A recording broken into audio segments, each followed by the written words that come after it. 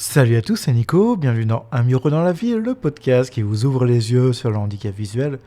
Aujourd'hui, on va parler étiquetage quand on est miro. Je vais faire un épisode un peu sur le même modèle que l'épisode sur comment on paye quand on n'y voit pas. Et bah là, c'est un peu comment on étiquette les choses quand on n'y voit pas. Alors déjà, pourquoi on irait étiqueter des choses? Bon bah déjà, comme tout, c'est bien de mettre une étiquette sur des produits, sur des choses qu'on a besoin de repérer facilement. Et ça, c'est vraiment la première version. Et j'ai envie de dire, c'est tout à fait normal. Et puis en plus, quand on ne voit pas, par exemple, je vais prendre dans la cuisine, on a souvent beaucoup de contenants qui se ressemblent, mais qui ne contiennent pas la même chose. Donc ça, c'est par exemple vrai pour tout ce qui va être épices, tout ce qui va être farine, sucre, vraiment, enfin tout ce qui va être consommable pour la cuisine. Et effectivement, on a besoin d'étiqueter des fois les choses, surtout quand on commence à mettre dans des boîtes aussi, et que ces boîtes, bah en fait, on prend genre des boîtes qui peuvent mettre 1 kg de farine, 1 kg de sucre, ça prend à peu près la même place. Et en fait, on va prendre les mêmes boîtes, mais il faut bien étiqueter ces boîtes-là. Même s'il y en a qui vont dire oui, mais on fait la différence entre du sucre et de la farine, il suffit de secouer la boîte. Effectivement, il suffit de secouer la boîte, mais si vous avez 4 farines différentes, bah, elles sont pas forcément toutes reconnaissables directement, comme ça, facilement. Donc, au niveau de l'étiquetage, c'est important. Autre exemple aussi, les bouteilles de vin à la cave, ça peut être important de pouvoir les étiqueter, savoir ce que c'est avec le cépage, l'année, enfin voilà, tout ce qu'il faut. Je prends mon cas aussi, tout ce qui va être CD, Blu-ray, DVD, qui peuvent être importants à étiqueter parce que bah, quand on commence à en avoir beaucoup, l'étiquetage peut permettre déjà un rangement et puis une facilité après pour retrouver les choses. Mais ça, la facilité pour retrouver, c'est pas de ça dont on parle aujourd'hui. Là, on parle vraiment juste l'action d'étiqueter et comment on étiquette. Alors, on va commencer par les premiers types d'étiquettes. On va commencer par le moins technologique, c'est-à-dire le braille et des étiquettes physiques qu'on va venir créer nous-mêmes et qu'on va venir coller sur la surface, soit d'une boîte, soit sur une boîte de CD, une boîte de DVD, sur n'importe quoi. Alors, quel outil on a pour créer des étiquettes en braille? Alors, on a déjà l'étiquette, on va dire déjà, elle se présente sous une certaine forme, c'est-à-dire que c'est un rouleau avec une épaisseur, je crois qu'il y en a de 9 mm de haut ou 12 mm de haut, qui permet euh, du coup d'être mis ça soit dans une tablette à cuvette, donc qui est la tablette qu'on sert pour poinçonner du braille, donc ça c'est vraiment à la main, et souvent ces tablettes elles ont des petites fentes pour pouvoir insérer, enfin glisser une étiquette et pouvoir la maintenir correctement et pouvoir poinçonner comme il faut et mettre le texte que l'on souhaite. Donc ça c'est les méthodes je trouve la moins pratique. Ensuite on a, pour ceux qui ont une machine à écrire Perkins, il existe une petite réglette qu'on insère à la place de la feuille et en fait qui a deux parties pour venir serrer une étiquette et la garder à plat. J'en avais une, je sais pas ce que j'en ai fait, mais j'en avais une à un moment donné et j'arrive pas à retrouver si c'est toujours en vente. À l'époque, c'était sur le site de la VH que je l'avais acheté. Aujourd'hui, ce n'est plus possible. J'ai vu qu'elle n'était plus en vente, cette petite règle. Ce qui est assez pratique. En fait, il faut imaginer un morceau de métal qui est pas très épais, mais qui a une fenêtre en fait dessus, qui permet en fait, de pouvoir venir insérer la partie tête d'écriture de la machine Perkins. Et ensuite, la dernière solution, qui est peut-être la plus pratique, c'est la pince d'IMO. Alors nous, on appelle ça pince d'IMO, en tout cas, ou pince à écrire le braille, comme vous voulez. Et ça se trouve du coup chez des fournisseurs comme CCA, C'est Flou, et je crois que j'en oublie peut-être la VH, je sais pas trop. Et, euh, et donc du coup, cette pince, elle se présente en fait, on a la poignée qu'on peut ouvrir et dedans on va venir glisser notre rouleau d'étiquettes qu'on va venir engager dans une petite fente et qui va aller vers la tête de la pince. Et en fait, la tête, c'est un disque qu'on va venir tourner. Le disque, tout autour, il y a les symboles en braille et souvent écrits aussi en noir. Comme ça, une personne voyante peut s'en servir. C'est aussi le seul avantage de cette pince, enfin, un des avantages par rapport à la Perkins ou à la tablette à cuvette. Quelqu'un qui voit avec la pince d'IMO peut faire une étiquette en braille. Parce qu'on voit les écritures aussi bien en noir qu'en braille. Donc c'est assez simple, on tourne le disque, on se met sur la lettre qu'on veut, on pince, hop, ça met le caractère sur l'étiquette, ça fait avancer l'étiquette, et au bout d'un moment, l'étiquette sort gentiment de la pince, et après, si on veut couper l'étiquette, c'est prévu dans la pince, on se met sur l'espace, on serre un peu fort, et ça fait une découpe de l'étiquette. Et après, on a juste à enlever la partie arrière, c'est-à-dire la partie qui protège du côté collant. On colle ça sur ce qu'on souhaite et c'est parfait.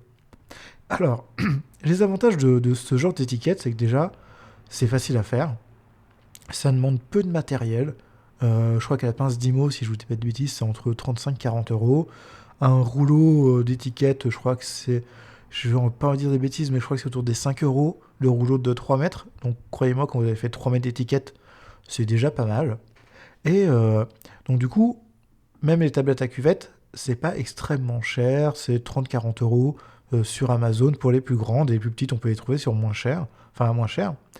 Et après, bon, la Perkin, c'est beaucoup plus cher, parce que la machine à écrire coûte, je crois, en ce moment un peu plus de 800 euros, ce qui n'est quand même pas donné. Et enfin, il y a un dernier système qui existe, j'ai vu que ça, c'était une étiqueteuse électronique, pareil, qui coûte plusieurs centaines d'euros. Clairement, si vous avez 3 bouts d'étiquette à faire par an, n'achetez pas ça, ça va vous coûter beaucoup trop cher. Euh, donc ça, c'est le premier avantage, c'est plutôt bon marché à faire. On peut adapter comme on veut. On peut très bien dire, par exemple, si j'ai de la farine type 45, je peux mettre FT45 et je sais que ce sera de la farine T45. Je sais que par exemple, j'ai une personne, ses épices, par exemple le curry, elle met juste CU. Voilà, parce que pour elle, elle a que ça qui commence par pour curry. Donc voilà, après, il y en a qui pourraient dire, il y a curcuma, mais ça, je sais pas comment elle le met, mais en tout cas, elle a son système à elle de notation en braille pour faire le moins de caractères possible, et comme ça, elle s'y retrouve assez facilement. Et dans les avantages, je crois qu'on a fait à peu près le tour. Dans les désavantages, c'est qu'une fois que l'étiquette elle est écrite, on ne peut pas la modifier. Voilà, donc ça veut dire que, imaginons, vous avez votre boîte, vous avez mis votre farine, c'était de type 45, là un jour vous voulez changer de farine, vous mettez de la farine de semoule, l'étiquette, il faut la refaire. Voilà, faut en refaire une, pour dire que là, c'est plus de la T45, c'est de la farine de semoule. Et c'est vrai que ça, c'est un petit peu le désavantage de ce type d'étiquette. Gros désavantage, et moi, gros inconvénient que j'ai eu, dès qu'elle commence à être un petit peu longue, vu que la manière dont on les stockait au départ, ça allait enrouler en fait dans un petit... ça fait un petit cercle qui s'enroule sur lui-même, un peu comme un mètre en fait. Sauf que quand on va mettre l'étiquette sur une face, sur quelque chose de plat, elle garde toujours cette petite courbure qui peut, si l'étiquette est longue, mettre une certaine pression sur la partie collante. Et des fois, la partie collante n'est pas de très très bonne qualité. Moi, ça m'est arrivé au départ, j'avais étiqueté mes DVD et Blu-ray avec cette méthode. Donc j'avais collé l'étiquette sur la tranche. Donc normalement, c'était très très adhérent, il n'y avait pas de souci. Sauf que, au bout d'un moment, les étiquettes qui étaient un peu longues, elles ont commencé à se décoller et à retrouver leur forme arrondie naturelle comme quand elles étaient stockées. Parce qu'il y a certains films qui étaient très longs, ça faisait quasiment toute la tranche, toute la hauteur du Blu-ray. Et donc du coup, vraiment pas très pratique, parce qu'au moment, tout tombe et c'est pas intéressant. En tout cas, pour moi, dans ce cas-là, du Blu-ray ou du DVD, c'était vraiment pas top. Et il faut faire très attention contre la colle aussi. C'est que des fois, il y a des petites bulles d'air qui peuvent se mettre en dessous. Donc ça, il faut réussir à bien la poser sans qu'il y ait de bulles d'air qui se créent. Donc voilà, ça c'est pour les étiquettes braille. Comme je vous disais, voilà, c'est quand même assez intéressant, c'est pratique quand on connaît le braille.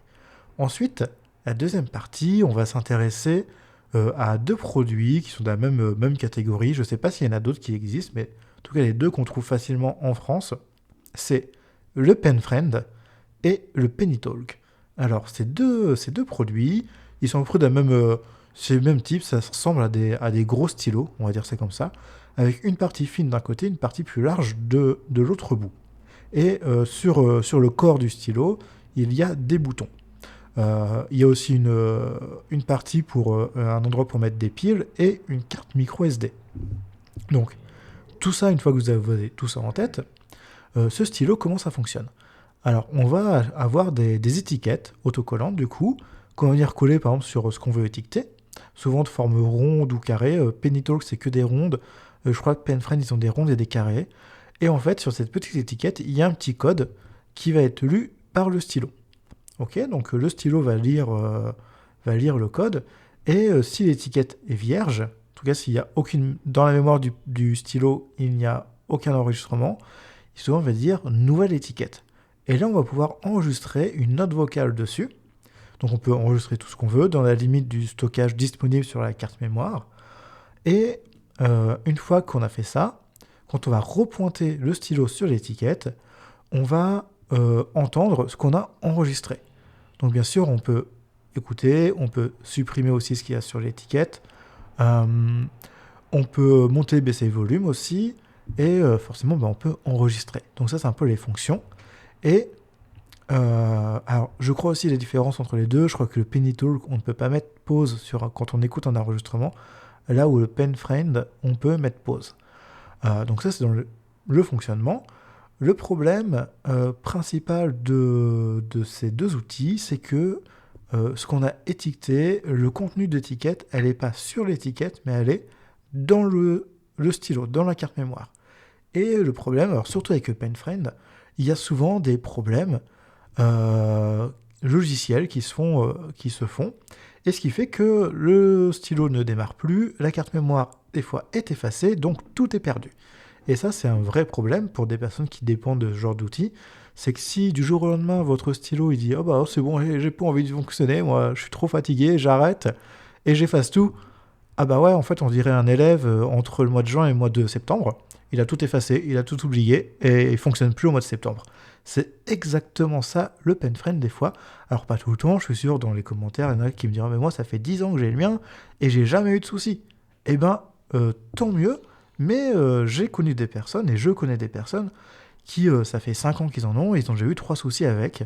Et c'est pas un problème de mal utilisation, c'est vraiment un problème du stylo, et ça c'est assez dommage. Et surtout, en fait, ça se passe généralement quand les gens se disent « Bah attends, j'ai envie de sauvegarder toutes mes étiquettes sur mon PC, parce qu'au cas où il y a un souci, bah à sauvegarde, elle débranche le PenFriend, et là, ça marche plus. » Ça c'est un problème quand même assez important. Et puis pas de mise à jour, pas de correction, pas tout ça, voilà. Deuxième problème, je trouve, sur des systèmes, c'est que la qualité des micros et des haut-parleurs, elle est nulle. Mais vraiment nulle de chez nulle. C'est-à-dire que la qualité n'est pas bonne. On s'adresse quand même plutôt pour des personnes qui sont pas trop à fond dans la technologie. Et souvent, chez les DV, il y en a beaucoup de personnes qui sont âgées, donc avec des problèmes d'audition. Et si le haut-parleur est de mauvaise qualité, même si on monte le son, ça fait un son qui est très très mauvais, qui n'est pas propre, qui n'est pas très audible. Et donc du coup, forcément, la personne a des difficultés pour entendre ce qui a été noté. Et ça, c'est un vrai problème aussi, surtout que aujourd'hui, on fait des micros de très bonne qualité, même très peu chers. Et c'est un peu dommage que ça soit pas le cas dans ces outils. Autre chose, le prix. Je crois que c'est autour entre 140 et 160 euros. Tout seul. Après, il faut acheter bien sûr les étiquettes. De base, il y en a quelques-unes qui sont fournies dans l'achat au tout début. Et un autre inconvénient, vous allez dire, mais Nico, il y a beaucoup d'inconvénients, disons, sur ce produit. Je dis oui, mais bon, c'est un produit qui est beaucoup utilisé. Autre inconvénient, donc je disais, il y avait le stockage du contenu d'étiquette qui était dans le stylo et pas sur l'étiquette. Et autre problème, c'est, imaginons, vous étiquetez beaucoup, vous êtes un serial étiqueteur, vous avez besoin de recommander un nouveau lot d'étiquettes. Eh bien, si vous vous trompez de lot et que vous prenez exactement le même, eh bien, les numéros sur les étiquettes vont être les mêmes. Et ce qui va se passer, c'est que vous avez deux étiquettes, si vous avez bien compris le fonctionnement, deux étiquettes avec le même numéro, le stylo lit le numéro de l'étiquette, il va vérifier s'il y a un enregistrement lié à cette étiquette, et vu que les deux ont le même numéro, s'il y a un enregistrement qui est fait avec une, ça va lire la même chose sur les deux. Et ce qui va se passer, c'est que vous, en tant que personne qui ne voit pas, vous ne voyez pas que c'est les mêmes numéros, vous allez créer votre nouvel enregistrement sur l'étiquette. Alors, vous allez dire, oui, mais dès que je vais scanner, ça ne va pas me dire nouvelle étiquette. Et du coup, déjà, effectivement, on aura le premier problème. Vous allez avoir l'impression que l'étiquette est déjà utilisée, alors qu'en fait, pas du tout. Celle-là n'est pas utilisée, mais son code, si. Et c'est ça le problème, je trouve, de ce produit. C'est qu'effectivement, si on se trompe, on peut se retrouver avec un lot d'étiquettes qui ne nous sert à rien. Donc ça, c'est pour moi un problème. Le prix est aussi un problème. En vrai, il n'y a pas beaucoup d'avantages, si ce n'est que ça reste facile à utiliser. Pour des personnes qui sont non technophiles, c'est un apprentissage qui est assez simple et on peut en coller partout. J'ai une personne qui s'est faite un espèce de semainier avec des étiquettes. En fait, elle a acheté son semainier, elle a mis des étiquettes un peu sur tous les jours de la semaine. Et comme ça, vu qu'elle a beaucoup de rendez-vous médicaux, ça lui permet de facilement noter ses rendez-vous quand quand elle prend rendez-vous directement avec ses différents praticiens. Et donc du coup, quand elle arrive chez elle, elle prend son pain friend, elle, comment dire, elle écoute ces différentes étiquettes qu'elle a modifiées dans la journée et elle peut ajouter ses rendez-vous dans son agenda Alexa. Voilà, donc ça, enfin c'est son Google Agenda qui est synchronisé avec Alexa. Ensuite, qu'est-ce qu'il y a d'autre à dire sur le Pen Friend et le Penny Talk? Pas grand-chose de plus, on peut les trouver chez les fournisseurs classiques, Access Solutions, CFLOO, CCA, l'AVH, je crois qu'ils en vendent encore. Et donc du coup, on les trouve un peu partout parce que ça reste des produits qui sont faciles d'accès en termes d'apprentissage. Voilà. Après, il y a les inconvénients, comme j'ai dit, là-dessus, à vous de faire votre choix. Et enfin, le dernier type d'étiquetage que alors je vais pas dire que j'ai découvert, je connaissais, mais que j'ai remis très en haut de ma pile de choses à faire grâce à Philippe d'Oxitude qui a fait un article et un épisode sur les tags NFC. Et d'ailleurs, je mettrai en lien des épisodes le lien vers cet article et cet épisode d'Oxitude, parce que du coup, ils expliquent très bien les choses et que moi, je vais pas faire de tuto aujourd'hui. Quand c'est très bien fait, autant faire partager les choses bien faites. Et je vais juste parler de c'est quoi le tag NFC.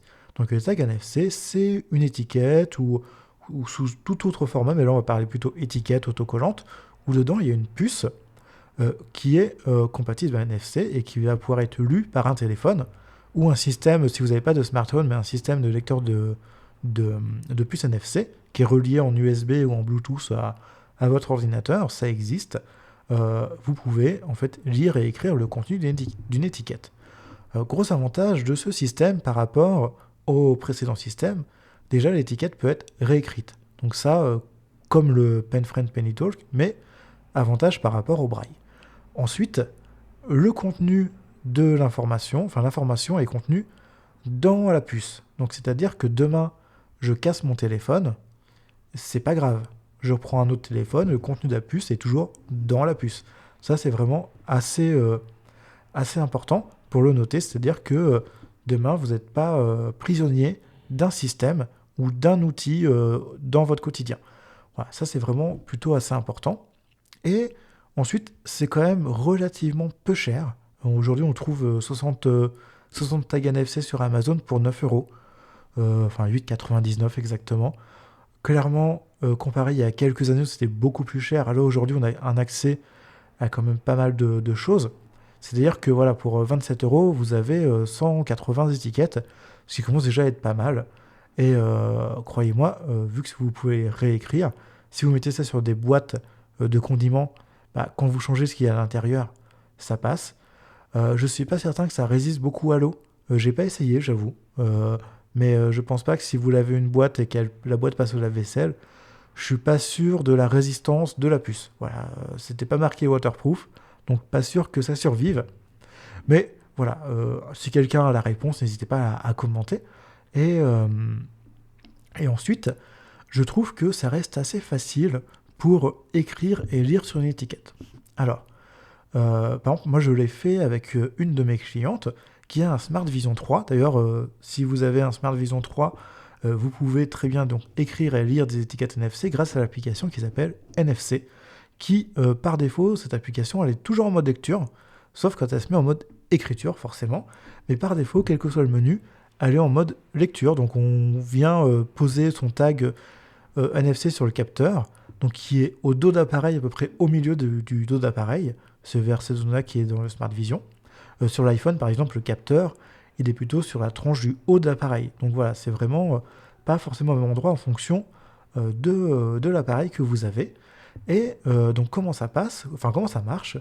Dans l'application, vous choisissez le type d'enregistrement. Parce que sur une puce NFC, on peut ajouter soit du texte normal, soit une configuration Wi-Fi, soit une carte de visite avec nom, prénom, numéro de téléphone, soit, j'ai envie de dire, il y a quoi d'autre? Il y a des paramétrages, par exemple, j'ai vu dans l'application NFC du Smart Vision, on peut dire, moi je souhaite paramétrer le téléphone avec mode avion activé ou désactivé, Wi-Fi activé ou désactivé, et il y avait aussi le Bluetooth qu'on pouvait faire. Et donc vous scannez, et ça gère ces paramètres-là. Donc c'est vraiment plutôt intéressant ce qu'on peut faire avec. Et alors attendez, j'ai un chat qui vient m'embêter. Et en fait, j'ai utilisé les applications que Philippe propose dans son podcast sur Oxitude. C'est-à-dire, sur l'iPhone, j'ai utilisé NFC Tools pour écrire sur le tag NFC et NFC Scanner pour lire le tag NFC.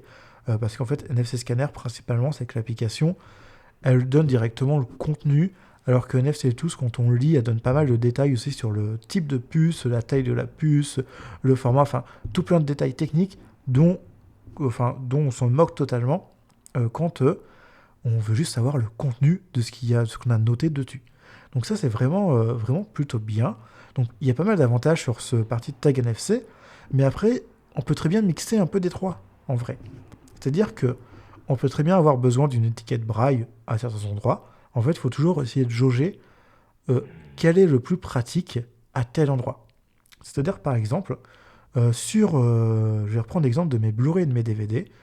J'avais testé, du coup, l'étiquette braille. Au bout d'un moment, elle tombe. Donc, du coup, le côté résistance dans le temps, c'est un peu embêtant.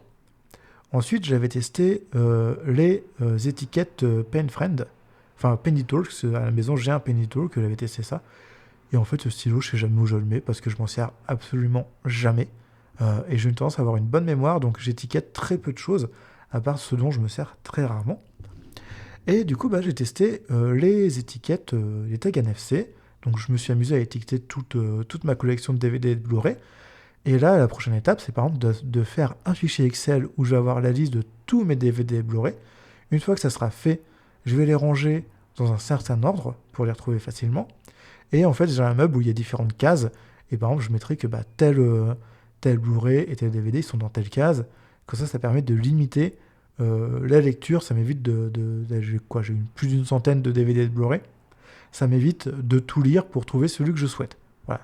Et derrière, il faudrait que les gens qui viennent chez moi, ils rangent au même endroit qu'ils ont pris le boîtier.